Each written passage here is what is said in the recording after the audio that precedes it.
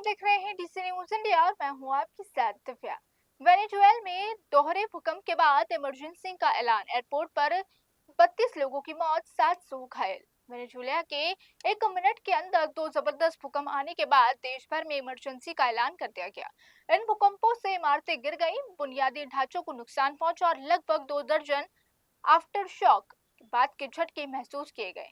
Venezuela की अंतरिम राष्ट्रपति डेल्सी रोड्रिग्स ने दक्षिण अमेरिका देश में दो जबरदस्त भूकंप, लगभग 2 दर्जन अपस्ट्रोक आने के बाद देश भर में इमरजेंसी का ऐलान किया। इन भूकंपों से कराकस और अन्य शहरों में इमारतें गिर गईं और जरूरी बुनियादी ढांचों को नुकसान पहुंचा, एक बड़ी मानवीय आपदा को पैदा कर दिया। रोड्रिग्स ने बताया कि कम से कम 32 लोगों की मौत हुई और वहीं 700 से ज्यादा लोग इस आपदा में घायल हो गए हैं। अंतिम राष्ट्रपति ने पूरे वेनेजुएला में सभी क्लास और गैर जरूरी गतिविधियों को रोकने का ऐलान किया और देश भर में डॉक्टर्स और नर्सेस से अपील की है कि वे इमरजेंसी इलाज में मदद के लिए तुरंत अस्पताल में पहुंचे। उन्होंने ये भी पुष्टि की है कि कराकस के पास माइक्रोटोविया में स्थित साइन बोलीवर इंटरनेशनल एयरपोर्ट भूकंप के दौरान नुकसान के कारण अगले आदेश तक बंद रहेगा। ये दोहरे भूकंप बुधवार को स्थानीय समय अनुसार शाम 6 बजे कुछ ही देर बाद आए और ये एक सदी से सबसे ज्यादा समय में वेनेजुएला में आए सबसे तेज भूकंपों में से एक थे। यूएस जियोलॉजिकल सर्वे के अनुसार देश में 7.2 तीव्रता का भूकंप आया, जिसका केंद्र कराकस से लगभग 168 किलोमीटर पश्चिम मोरान इलाके में स्थित था।